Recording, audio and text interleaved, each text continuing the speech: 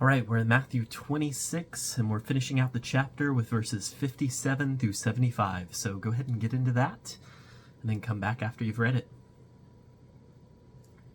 So it's the dead of night now. Jesus has been arrested, and he's been led away to be tried by the high priest and the Sanhedrin. And these Sanhedrin were kind of the political entity of the Jewish religious leaders, I guess you would say.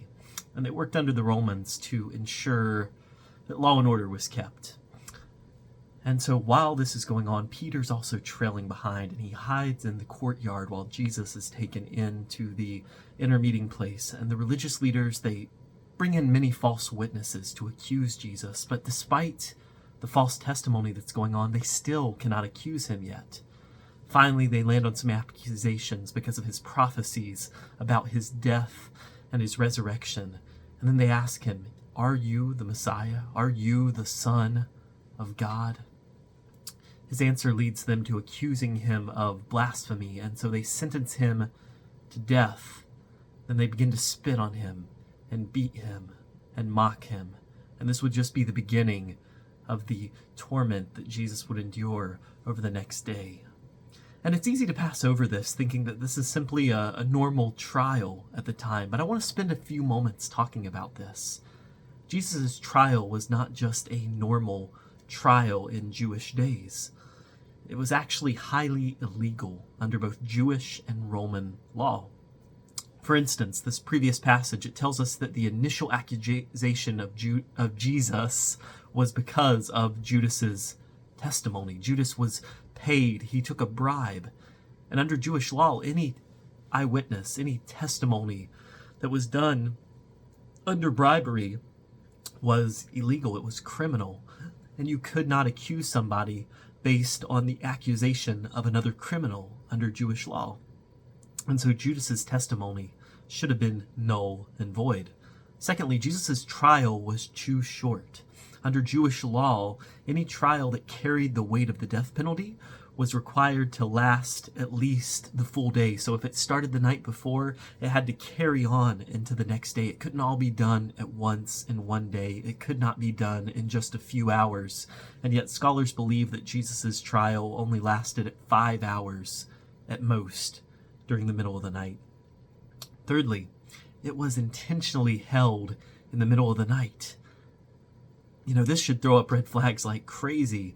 And why are they doing this? Well, they know by having a rushed trial in the middle of the night, the only judges, the only religious leaders that are going to show up are those who are part of the planning for this event. And so they can purposely exclude any of the leaders who may have sympathized with Jesus, and therefore they can guarantee a guilty conviction. Along that same line, their witnesses bore false testimony. And if you think about it, any legitimate witness is not getting up at 2 o'clock in the morning. You don't get a letter that says, show up for jury duty, show up to be a witness for this crime, but you got to be here at 3 o'clock in the morning. And by the way, we're holding it in like this small dark corner of the courthouse, and don't tell anyone you're coming. That's not how legitimate court proceedings happen.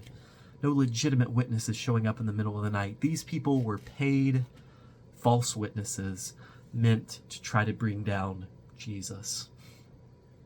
Fifth, they illegally changed the charges against Jesus. We'll see this part in the coming day as we continue on into Jesus's accusations or his trial under Rome. This is his trial under the Jewish leaders. But initially, the Jewish leaders charged Jesus with blasphemy, and they sentenced him to death for blasphemy. Blasphemy is just when someone says something heretical, something false, something, if they claim to be God, that would be blasphemy. Of course, Jesus was God, so it was not for him.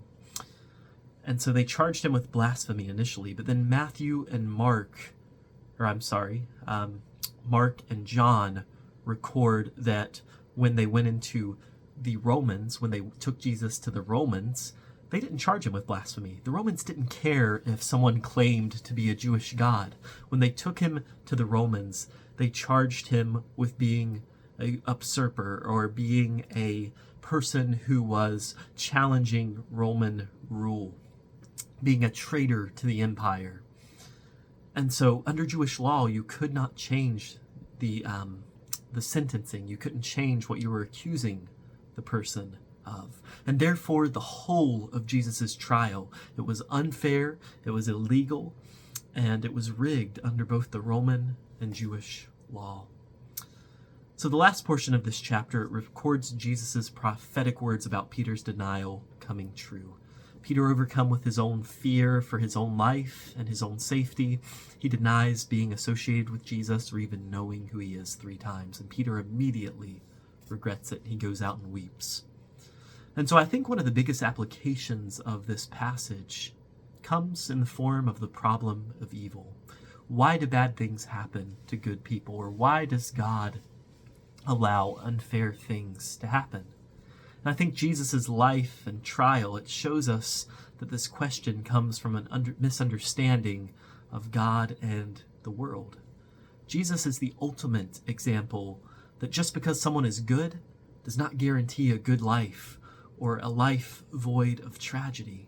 In fact, Jesus is the only good person who's ever lived, and yet he faced more unfairness, he faced more evil, more bad things than I hope any of us will ever face. So when we go through our time in life, when we feel that things are unfair, when bad things are happening to us, we can take refuge in our Savior, who knows full well what it feels like to face the evil of this world and to face the unfairness of it all.